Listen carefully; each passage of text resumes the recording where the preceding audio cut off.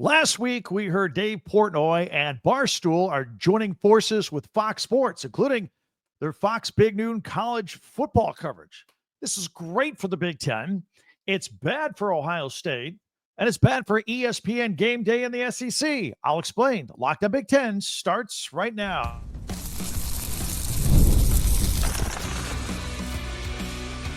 You are Locked On Big Ten, your daily podcast on the Big Ten Conference. Part of the Locked On Podcast Network, your team every day. Welcome to Locked On Big Ten. I'm Craig Sheeman, 40 years as a sports talk show host and play-by-play announcer, and I want to thank you for making us your first listen each and every day. We are free and available wherever you get your podcasts and on YouTube, part of the Locked On Podcast Network, your team every day. Hit that free subscribe button. By the way, less than 100 from 20,000. Hit that button. You can be the one that puts us over the top. And that way you'll never miss a single episode of Locked On Big Ten. Also share, like, and follow. Today's episode is brought to you by Monarch Money. Take control of your finances with Monarch Money. Use the code LOCKEDONCollege at monarchmoney.com for 50% off your first year. So Dave Portnoy, Barstool, Big Ten, Fox, all getting together here. Got some interesting recruiting news around the Big Ten as well. And Purdue taking shots at Indiana. Are they in a position to do so? Plus, we'll have our top 10 observations. I'll share those with you at the end. It has to do actually with tomorrow's Big Ten Media Day that kicks off. But Fox Sports and Barstool Sports are teaming up, and that means that Barstool personalities like Dave Portnoy will be featured on Fox's Big Noon Kickoff, which mostly features Big Ten games. And this is great news for 17 of the 18 teams in the Big Ten. Bad news for Ohio State. Portnoy is a pretty big, bold, in-your-face personality. He's got a huge social media platform and a big platform that he's built up over the years that he's going to be bringing with him. And that's a good thing, again, for Fox and ultimately, I think, for the Big Ten. Now, in case you don't know, he is a Michigan alum and a huge Michigan fan. And he puts his money where his mouth is. As a matter of fact, after watching the Wolverines play last year, basically without a quarterback, he pledged $3 million of his own money for name, image, and likeness so that Michigan can get themselves a big-time quarterback. And he was said to be very involved in the acquisition of the number one recruit in the country and five-star recruit Bryce Underwood as he flipped at the last second from LSU to Michigan. Frankly, it's going to be fun seeing him sit next to former Buckeyes coach Urban Meyer on the desk on Saturdays. That should be pretty good just by itself. Now, to be honest, Buckeye fans, let's have a moment here. All right. You're not going to love this move. And look, Buckeye fans have already had it with Big Noon on Fox because their high-profile team always gets picked to play that noon game. And they would prefer some more primetime night games at home. I mean, just look at the atmosphere under the lights that they had in a playoff game versus Tennessee last season. So that's a tremendous home field advantage that they do not get to take advantage of as much as they would like. So they're already kind of upset with the whole Big Noon thing anyway. But interesting, just before the Portnoy story broke last week, there were rumors that he was coming to Fox. And while it was still in the rumor phase, he basically already laid out the foundation of what Buckeyes fans can expect in the future. He posted on Twitter. He says, quote, "These are nothing more than rumors at the time. And at this point, but all the crying from Columbus is making me feel like it's Thanksgiving Day weekend again, and Michigan is pounding a hapless Buckeyes team into the mud for the billionth straight year," quote unquote. He's going to let you have it. He's going to be part of it. I mean, Urban's going to have to step up and fight for your honor, Ohio State. I mean, look, so much for a honeymoon period for the defending national champs, right? So why did this happen? Well, this is a direct counter to ESPN's Game Day. For almost 40 years, ESPN has taken its pregame studio show outdoors to venues of the biggest college football games each week, and they successfully combined a raucous but fun tailgate experience with an outdoor studio show. They did it better than anybody for decades. Reese Davis, Lee Corso, Kirk Herbstreit, Desmond Howard, they anchored the desk for years. And by the way, Howard and Herbie they've proven that you can have a Michigan and Ohio State guy on the same set and get along. I'm just pointing that out. Portnoy and Urban. But these guys at ESPN, they built a monopoly on the college pregame experience. Did a great job with it. We all grew up with it. And then the Big Noon Kickoff on Fox came along in 2019 and has grown exponentially since then. Rob Stone, Matt Leinart, Brady Quinn, Urban Meyer. They actually snuck up on ESPN and outdid them. In fact, even beat them in the ratings a couple of years ago. And that's when ESPN said, hey, this is our baby. This is our deal. This was our monopoly. It's not anymore. We got to mix it up because those guys at Fox are beating us. And they did a great job at Fox, and they earned it. So ESPN says, well, we gotta do something. So that's why you now see former Alabama coach Nick Saban and their own loud, outspoken talent with a huge social media platform and Pat McAfee out there. That's what that was. That was to get the ratings lead back from Fox. That's why McAfee especially. Although I think Saban's been excellent. And just like that, ESPN's Game Day was back on top of the ratings. So this is now why Fox is punching back, and they're at a little charge to their lineup with Portnoy. So it should be noted that, by the way, once upon a time, that ESPN and Portnoy, they did get together. They did partner up, and it was like oil and water, I guess. Portnoy is quoted as saying that it seemed like every time I did something at ESPN, the execs would just grimace, and they didn't get him. They didn't get it. And so they parted ways, and that was ESPN's mistake. And I think they eventually realized their mistake because I think that's what led to hiring McAfee. So look, this is a big move by Fox, big, bold move. Eric Shanks, their executive over there. If this is done right, and I'm sure it will be, it's going to add a lot of new eyeballs to the Big Noon Kickoff show. And there can be younger eyeballs that will secure this platform success for years to come, and should mean higher ratings for Fox. And I think they already got a great thing going on.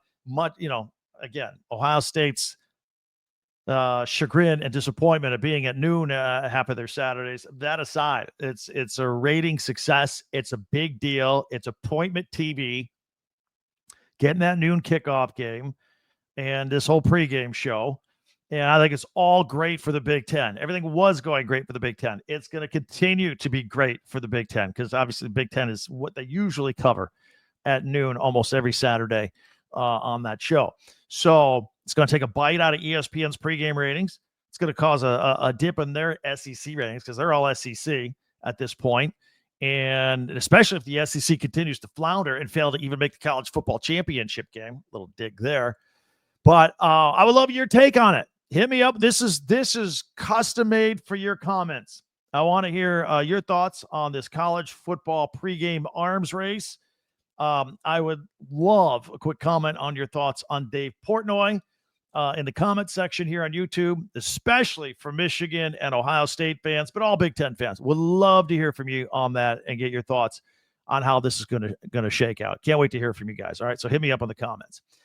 Meanwhile, be sure to hit that free subscribe button, and that way you'll never miss a single episode of Locked On Big Ten. Share, follow, and like Locked On Big Ten. By the way, be the one that puts us over the hump. We had a goal this summer to get to 20,000 subscribers before the start of football season. We're at 19.9 and Chad, less than 100 away. You can put us over the top with hitting that subscribe button right now. I'd be very much appreciative. Share, follow, and like Locked On Big Ten as well. And hey, don't forget, we have a website, talkbig10.com. It's where all of our podcasts go. You can check them at your leisure anytime. And we also have links to all your favorite Big Ten schools. If you want to buy some new merchandise to cheer on your team, shirts, T-shirts, hats, it's all right there at talkbig10.com. So you can check all that out as well. All right, coming up, we got a lot to do here. I want to cover a lot of recruiting news, Michigan, Ohio State, Penn State, an update on former Penn State quarterback Bo Pribula. What's he up to? And by the way, Purdue taking shots at Indiana. What was the score of that game last year? 66-0, I think. Anyway, Rutgers has new unis. They got a new deal with Nike. We're going to talk about all this and then something different for our top 10 Big Ten observations from the weekend. I'm going to look ahead instead of looking back at the weekend. We got Big Ten Media Days in Las Vegas this week. I'm going to give you my prediction for the top 10 storylines this week that we're going to keep our eyes and ears peeled for. All that's coming up right here on Locked On Big Ten. Monarch Money. Do you wish, managing your money felt easier? Is it complicated? With Monarch Money, it can be easier. Whether you're growing your savings or planning a big purchase, Monarch puts you in the driver's seat. It's like having your own personal CFO, giving you full visibility and control over your finances. Monarch Money it's more than a budgeting app. It's a complete financial command center that you can track all of your accounts, your investments, your spending all in one place. So in addition to managing your money, you're also building your wealth. I mean, if you're like me, like I was before, I have a bank app, a credit card app, a financial retirement planning app. You can pull this all together in one place right there. And you can pull the information of your spouse or significant other as well. So you both have it all right there in the same place. It is fantastic. Take control of your finances with Monarch Money. Use code LOCKEDONCollege at monarchmoney.com for 50% off your first year. That's monarchmoney.com, code LOCKEDONCollege for half off your first year at Monarch Money. Thanks for making Locked On Big Ten your first listen each and every day. Free and available for you every day and right here on YouTube as well. Share, follow, and like as well. And don't forget to check out our website, talkbig10.com, where all of our podcasts are archived. Plus, you have links to your favorite Big Ten schools to buy your favorite Big Ten merchandise for the upcoming season. All right.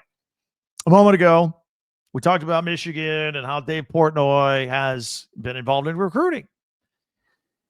Michigan's super booster, Larry Ellison, he's the founder of Oracle, and he was very instrumental in getting Bryce Underwood to come and get his $12.5 million name and image and likeness deal out of high school to come to Michigan and flip from LSU.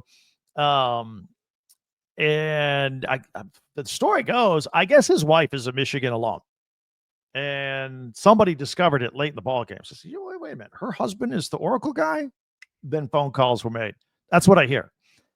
Right now, he's moving up the list. He is now the second richest guy on planet Earth. That's right. His portfolio got bumped up by a few $1 billion. Now he's worth $251 billion. Moving up to number 2, right behind Elon Musk. Mark Zuckerberg and Jeff Bezos have fallen to 3rd and 4th, respectively. Yeah, but this guy's in for Michigan. It's all good for Michigan. So last week, remember we told you the 4-star safety Jordan Beck flipped from Baylor in the Big 12 to come to Michigan, kind of a late flip. He said, here's the reason why. He said that he made his decision too early. Kid was from Texas. It was just easy. All right, Texas, going to go to Baylor. But he said deep down in his heart, Michigan was where he always wanted to go. And then he had his official visit to Ann Arbor, and that was a wrap. That sealed the deal. So you always wonder what's in these kids' minds. And by the way, we still have plenty of time for other kids to flip back and forth. Signing day is not till December. That's a long time from now. But anyway, Jordan Beck, that's the reason he flipped from Baylor to Michigan. Former Buckeye, Terrell Pryor, remember him? Well, he had a lawsuit going against Ohio State and the Big Ten and the NCAA, and it's being dismissed. He was seeking damages because his image, name, image, and likeness had been used over the years, and he wanted compensation for it. Part of the problem was, and his lawyer should have known this, that the statute of limitations expired after like 4 years, and we're well down the road there. So sorry, absolutely dismissed. Meanwhile, this is a little bit of a shocker out of Ohio State. One of their top recruits has flipped all of a sudden. This is a bit of a stunner, I got to tell you. 4-star defensive back Jake Weatherspoon. He's flipped to North Carolina. And he's from Ohio. He's from Avon, Ohio. And he's been a fan of the Buckeyes. He's been committed since January. I guess you got to chalk one up to Bill Belichick. Got him to flip. Or got him some money. Former Penn State commit and 3-star wide receiver Jaquadian Guilford. He announced that he's going to Ohio State. So some good news from Ohio State. He was a December 2024 commit to Penn State, long time ago. I could barely remember December 2024. And then he decommitted in February.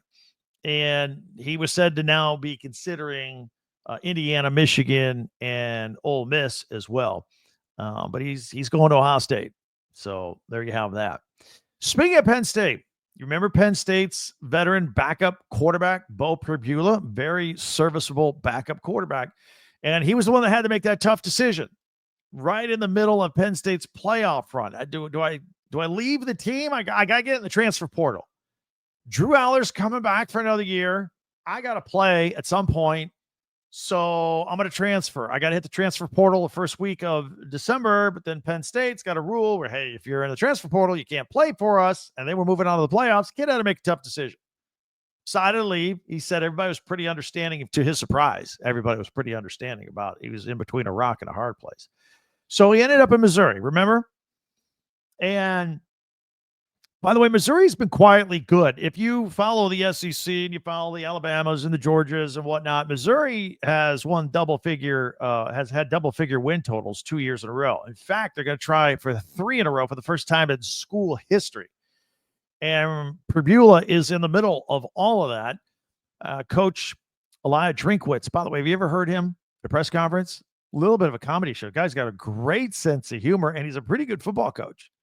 He said he's in no rush to name a starting quarterback. It's been between Pribula and redshirt junior Sam Horn. He says his philosophy is the true starter always emerges on its own. It's not a coach's decision. It just becomes obvious through practice of who the starter is. Now, Horn's been with the program for 4 years, and he really hasn't played a lot. So what does that tell you? He's appeared in 4 games. He's taken like 42 live snaps. That's it. Meanwhile, Pribula, even though he's back up behind Drew Aller, was pretty instrumental at Penn State. He appeared in 24 games overall, threw 9 touchdown passes, ran for 10 more. Sometimes he would come in for specialty running plays in red zone. Other times he had to fill in for Aller and did quite well. So that's where he's at. He's in Missouri. That's what's going on there. Bring it back to the Big Ten here for a moment. So Maryland, in case you weren't paying attention, got the number 1 recruit in the country. He's a local kid. And Zion Ellie. He's a 5-star defensive end edge rusher. So that's quarter rivals. He's the number 1 recruit in the country. But he's going to stay at home and go to Maryland. And he wants to follow in the shoes of Heisman Trophy winner Travis Hunter. He wants to play 2 positions. He wants to play both sides of the ball. That's now the new thing. Except this is interesting. He's an edge rusher, and then he's going to play wide receiver. I mean, just the body types alone. I mean, he was listed in high school as an edge rusher and a tight end, so big guy. But yeah, he's gonna play wide receiver. How about that? Rush end and wide receiver. He's got some speed. He's got like 4.4 speed in a defensive end body. You don't see that combo every day. That's gonna be worth keeping an eye on. All right. There's one new coach that's going to be making his debut in the Big Ten during Big Ten Media Days this week, and that's Purdue coach Dave Odom. Hasn't coached a single game at Purdue. Hasn't taken on rival Indiana yet. Hasn't held a press conference at Media Days. He's already taken shots at the Hoosiers on local radio regarding Indiana's scheduling philosophy. Now, IU football has recently dropped home-and-home series with Louisville and Virginia in favor of non-power for non-conference opponents. They believe that this is the way to do business. The way the college football playoffs are set now, this is the way of getting to the playoffs. And they also feel justified in that the Big Ten, unlike the SEC, plays 9 conference games, tough schedule, 9 conference games. They feel like they have the luxury to do this. And it worked last year. They went 11-1. The only loss was at Ohio State, and they got to the playoffs. Odom said in a radio interview that, quote unquote, he could take the approach of one of the other schools in the state and just cancel games, but he's not going to do that. The schedule is what it is. This was when it was brought up in reference to the fact that they're going to be playing Notre Dame again this year, which Notre Dame beat them 66-7 last year. Indiana beat Purdue 66-0 last year. Anyway, taking shots fired already. Guy hasn't even been in the series yet. Just letting you know. Rutgers gonna have a new look to him. If you're gonna watch Rutgers at all this year, and you go, what's different? What's different about these uniforms? Well, as of July 1, they became a Nike school. So they're changing that. And a lot of it's still going to be the same, the traditional scarlet tops, helmets, white pants.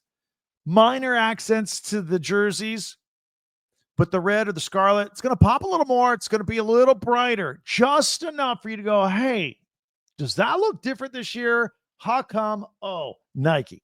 That's what that's all about. You can get a look for yourselves at their debut when Rutgers opens the season against Ohio on Thursday. They got a Thursday night opener, August 28th. It'll be one of the first games available to watch in college football. That's a 6 p.m. Eastern game on Fox right away. Be able to check it out for yourselves. Don't forget, Big Ten Media Days from Las Vegas coming up tomorrow, Wednesday, Thursday. I'm going to have a lot to say about that. A lot to say. In fact, I'll touch on that next. Instead of our top 10 Big Ten observations from the weekend that we always come out on Monday with, look, let's be real. There's not a lot going on in the sports calendar right now. So I'm going to give a preview. I'm going to look ahead my predicted top 10 storylines this week in Las Vegas at the Big Ten Media Days. We'll have that in 1 minute right here on Locked On Big Ten.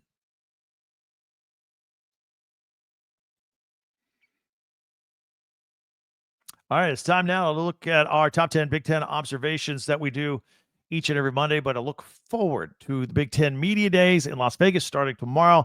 Here are what I think are going to be the top storylines, the things I'm interested in, the things I've got an ear and an eye out for that I really want to comment on moving forward in future podcasts here on Locked On Big Ten. So let's put it on here. By the way, if you're new to our podcast, each and every day, and we're here every day, we've always got a feature at the end. Big Ten Top 10 Observations. We've got Tuesday, our Tuesday tweets. Hit us up on Twitter, on X, at Talk Big Ten. I'll put your tweets on. Wednesdays, we power rank stuff. Thursdays, we look at the weekend of Big Ten Classics. And Fridays, we make picks. And soon enough, it'll be pigskin picks. Been looking at futures odds lately as well. All right, so let's do this. Let's go full screen. If you're audio only, we'll describe it. The first thing, like I said, there's Barry Odom, something to see. He's a new coach at Purdue. But I'm going to start off my list here with KIRK FERENTZ at number 10 with the Iowa Hawkeyes as he goes into year 26. A lot of respect for this man. There'll be a lot of media around him. He's not only the dean of Big Ten coaches, he is the dean of all major Division I colleges. 26 years, man, and one win away from Woody Hayes' all-time Big Ten mark. There'll be a few questions about that as well. So, yeah, we're interested in that. Next, there's going to be a lot of hype around Nebraska and Matt Rule and what he expects out of Dylan Raiola in year 2. I thought, look, for a true freshman to walk in there day one at Nebraska, and then they had that early nationally televised game against Coach Prime in Colorado and all the hype. This kid didn't blink. Thought it wasn't perfect. He got a little banged up later in the year. The numbers came down a little bit. But look, freshman year, true freshman, I thought Dylan Raiola looked great. He's fun to watch. And now that he's got a year under his belt, I personally can't wait to see what he looks like and how high he can take this Nebraska program on his shoulders going in year 2 after a full year of starting last year. That's a storyline to keep an eye on, and we'll follow up on here on Locked On Big Ten. Lincoln Riley at USC. There's a lot of pressure on this guy. Look, a lot of coaches can bring it in at 7-5 and be fine. I don't think he can. I don't even know if 8-4 is good. I think they have some high expectations for this guy. By the way, recruiting like crazy. Number 1 recruiting class in the country, Lincoln Riley, USC 2026. But those kids aren't going to do him any good this year. And he's got some pressure to win. So that's a storyline. USC's pressure on Lincoln Riley. Also, more storylines to look forward to in this year's Big Ten Media Days. Illinois, Brett Bielema. He's not going to just sneak in there. He can't. He's a very imposing figure. But look, he won 10 games last year. There are expectations. Again, Luke Altmaier is back at quarterback, one of the handful of experienced quarterbacks coming back in the Big Ten. And the expectations are high. Look, I fully expect Illinois and Indiana to be fighting for that fourth playoff spot if we get 4 teams into the playoffs from the Big Ten this year. And the good news is Indiana and Illinois play each other very early in the season, which brings me up to my next thing to look forward to, top 10 thing, storyline in the Big Ten Media Day. Look, Curt Cignetti, encore presentation. What will Indiana do to follow up their 11-1 record last year and playoff berth? And let's be real, very manageable schedule again this year. So, and he's a great soundbite, and he's going to have a lot of media around him. You know, these Big Ten media days used to be in Indianapolis, and you get a lot of local Indiana media. I'm going to be curious to see how many go out there at Las Vegas and follow him out there. But, yeah, Curt Cignetti, Indiana, the encore season, year number 2 for him. Oregon, Dan Lanning, coming off an undefeated season. How's Dante Moore looking? That's the question. Does Dante Moore step in? They've had a chain of quarterbacks from Bo Nix to Dylan Gabriel, just one, get in there, go, and win a lot of games and move on to the NFL. Dante Moore, next man up. Recruiting's been great. They've been great in the transfer portal. Can't wait to see Dylan Thieneman or the Purdue transfer, or that their left tackle, Isaiah World. I read earlier today, somebody's already projected him as a possible number 1 pick, Isaiah World. 6'8" offensive lineman transferring in from Nevada. So, yeah, a lot of interest around Dan Lanning and the Oregon Ducks. And now that he's got 1 year of Big Ten play under his belt, went undefeated and won the Big Ten championship, the defending champion. Give him his due. Michigan. There's going to be a couple of angles here. One is going to be Bryce Underwood, and a lot of talk about him and what Sherrone Moore thinks. But also Sherrone Moore will get questions. Again, he's got to start the season with a self-imposed suspension around his neck, and they're delaying it till weeks 3 and 4. They had the hearing with the NCAA in June. Has he heard anything? Does he have a feel for where it's going? He'll be asked questions about that. The NCAA has not come down with its final decision to say whether the 2-game suspension is enough to satisfy them, whether it'll be more. We don't know. But that's definitely a storyline coming out of these Big Ten media days. No question about it. Ohio State at number 3, your defending national champions. Big storyline here. Julian Sayin. Can they repeat as national champions? Can they beat Michigan? Will Julian Sayin just step right in and keep it going without any hiccups as a young quarterback? These several storylines we could have chosen for Ohio State. Ryan Day, who will be busy with a lot of questions. Penn State. Here's the number 2 storyline to expect. Look, James Franklin, can he win it all? Period. It's very simple. Got Drew Aller back, most experienced quarterback in the Big Ten. James Franklin does have the reputation of winning a lot of games, but can't win the big one. He'll get asked that question again. And he'll give a very polite, level-headed response, thoughtful response. He will. He'll play it up. He knows it's coming. But if not this year, then when for James Franklin to win it all? And then the number 1 storyline I want to hear from Tony Petitti, the commissioner of the Big Ten. He's been very quiet while SEC Commissioner Greg Sankey and all the other commissioners around, the Big 12 and ACC, they're all talking about what we want to do with the college football playoffs. We know what Petitti wants. He wants the 4 automatic qualifiers. He wants the 4-4-2-2-3-1 format for the 16-team playoff. Nobody else can agree on it. And it doesn't seem like he's on the same page anymore with what the SEC wants and Greg Sankey, but it's the Big Ten and the SEC. They're going to make all of the decisions. Does Tony Petitti have anything new to add here? He will be asked he'll be asked more questions, I think, about the playoff and the playoff format than the Big Ten in and of itself, I think. Anyway, these are the storylines that we're going to be keeping an ear and eye out for. We'll be talking about them here on our daily podcast each and every day here on Talk Big Ten. Love your comments on that, by the way.